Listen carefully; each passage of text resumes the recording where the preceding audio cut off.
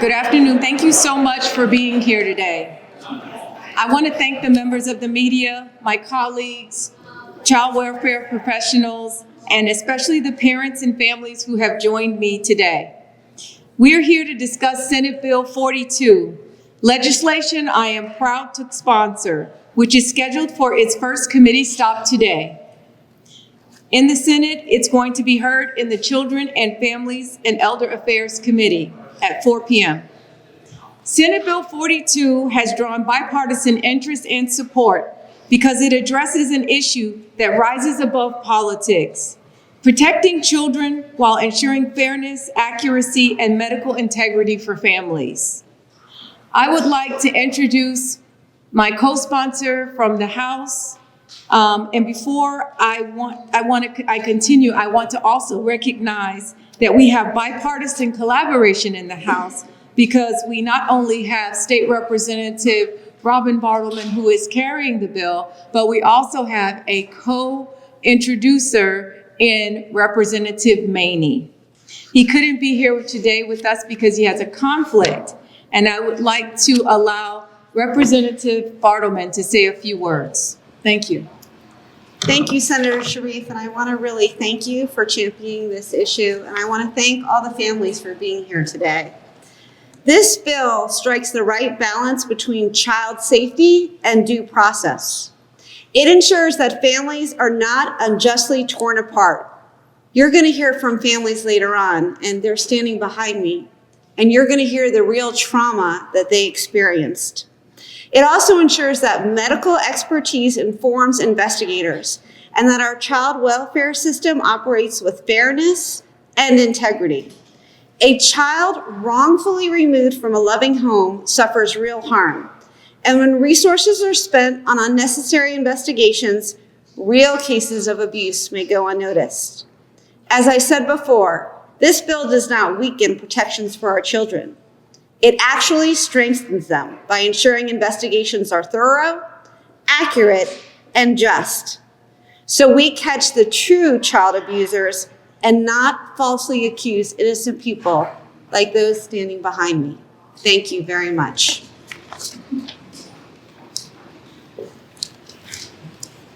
Thank you, Representative Bartleman, for your leadership on this. Now, SB 42 addresses a very real and very sensitive concern with our child welfare system. There are cases where legitimate medical conditions, particularly rare or complex diagnoses, can be mistaken for abuse. When that happens, families may experience unnecessary trauma and children may face disruption that could have been avoided with the right medical expertise at the right time. This bill is about ensuring that medical complexity is met with medical knowledge while continuing to prioritize child safety. What SB 42 does, it takes a thoughtful and balanced approach. It requires child protection teams to consult with licensed physicians or advanced practice nurses who routinely treat children with the same medical conditions being evaluated. It ensures parents are informed of their rights and responsibilities at the start of an investigation. It allows limited and appropriate second opinions or differential diagnosis while maintaining clear safeguards to prevent misuse. It preserves the ability of investigators to act when children are in danger while improving accuracy and decision-making. This is about getting it right for children, families, and the professionals involved. At the center of this conversation are the families who have lived through these experiences. At this time, I would like to open the floor briefly to several parents who are here with us today who are going to tell you some about their stories so that you can understand a little bit more about this bill. The first family up are the Pattersons. Let's come forward. Good afternoon, everyone. My name is Tasha Patterson. I am the mother of the Patterson twins. They are currently 3 years old. At 2 months old, both of my twins were found to have unexplained injuries and fractures where we did not necessarily know where they came from. We had taken them to frequent doctor's appointments and ER visits out of concern of simple fussiness, just to later find out that they had these underlying injuries. My husband, who's standing behind me, and I were immediately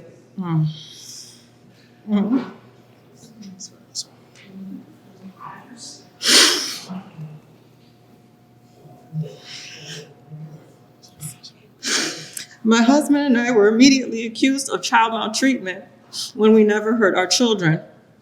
They were taken away from us at 2 months old. We are going on 4 years of litigation and trying to get them home, and it has been an uphill battle against the state of Florida. My children were diagnosed with Ehlers-Danlos syndrome and metabolic bone disease. Ehlers-Danlos syndrome is a genetic condition that was inherited from me. They currently have their own treating physician, but despite this, no one is listening. No one is doing the right thing, and everyone is ignoring it. We are currently in another appeal to try to have our children brought home, as the state is currently trying to have my children adopted, despite the medical diagnosis being put forth. So we ask, I thank you for paying attention to the situation, and may you pray for my family and my children.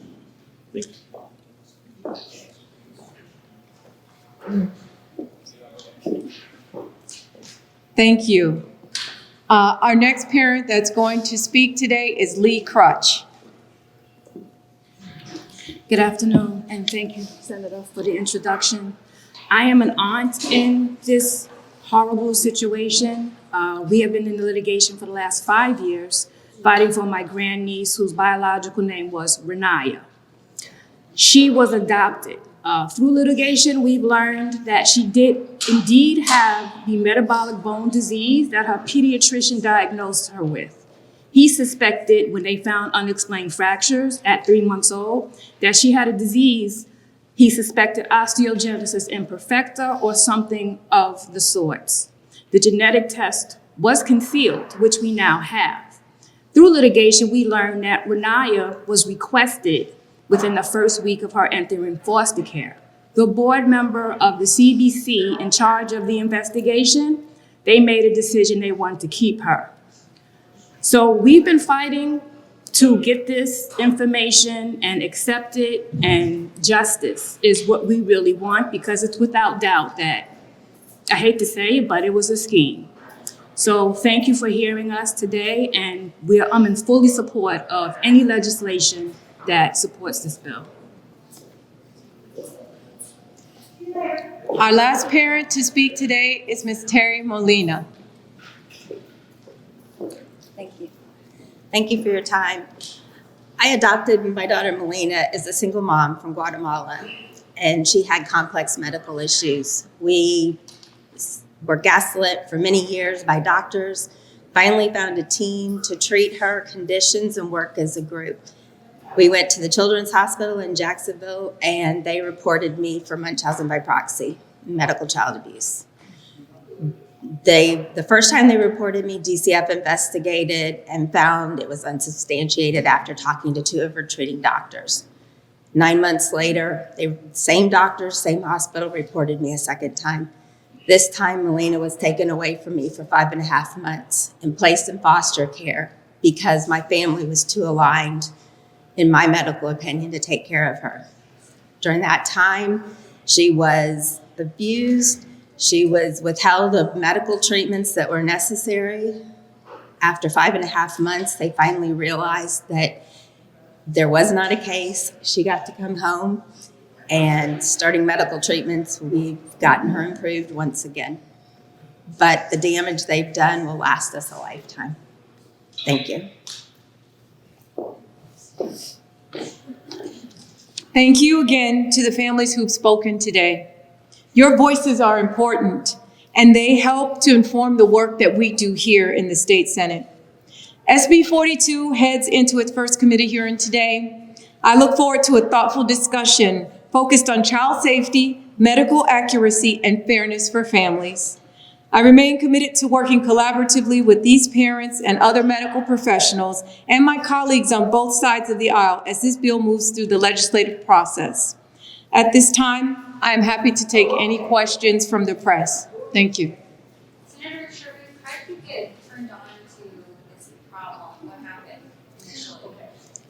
Initially, Tasha Patterson reached out to my office and she told me about her situation, and I did some looking into it and realized that there were others out there that were also experiencing the same thing.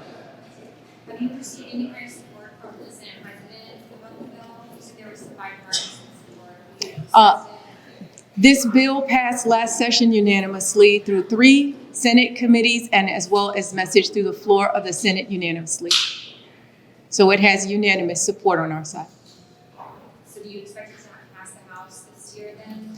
We are hopeful. At this point in time, I think that we've done the groundwork to amend whatever needed to be amended on the House side. And at this point, I don't see any reason why it wouldn't.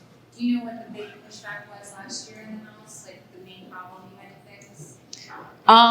Actually, we didn't see an issue with it on our side, but I think that they were concerned about the fact that in the bill, we say that we want to delay the process of arresting these parents until all evidence has been weighed. You know, when a parent is arrested right up front in the beginning, they lose their livelihood, their jobs, they lose their houses, they lose their way, their ability to try to get their children back because they're labeled child abusers right from the start, even when they're not.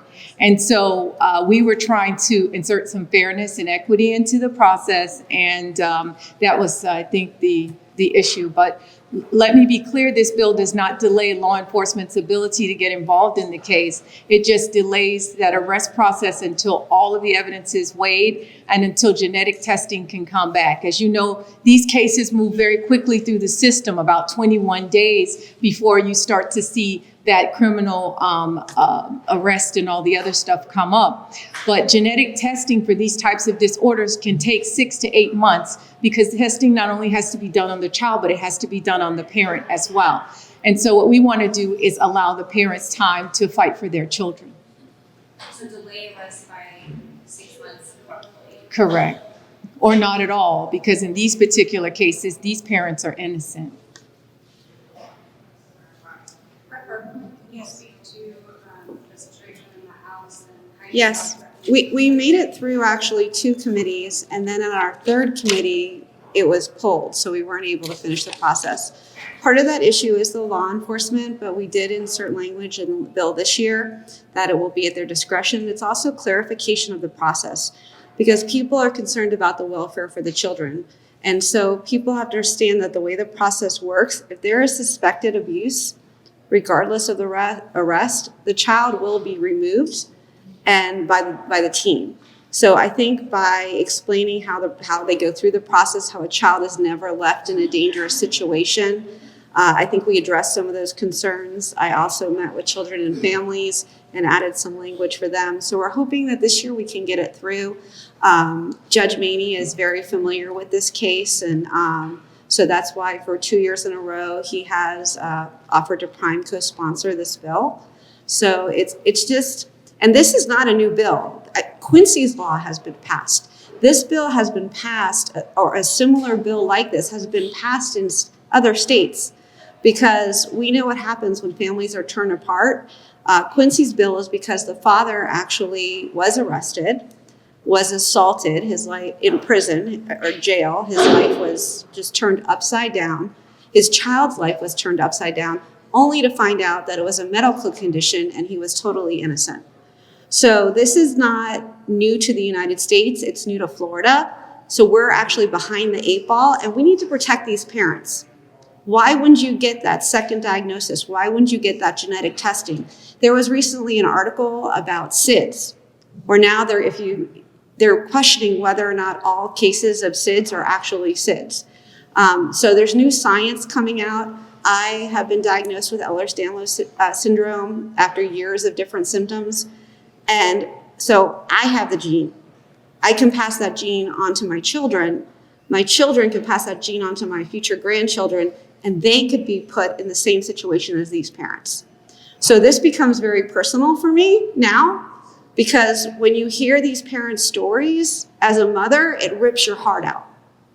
And so this bill really strikes the right balance in terms of making sure we take the children out and arrest those who are real child abusers. But for the people standing here, and I urge you, go to the committee, listen to each one of these stories. They presented in my committees. What happens when those children enter foster care, what happens to those parents, it's just an injustice.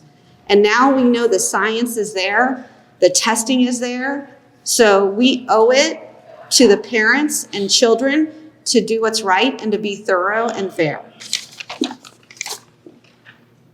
Is this the second year in a row, or is this like? This is the second year. Okay. Yes, we did this last session, and hopefully this session will be successful in getting this across the finish line, especially because, you know, this is just a small amount of the parents that's affected by this. When we filed this bill last session, we received in excess of about 30 emails from parents who were experiencing the same thing.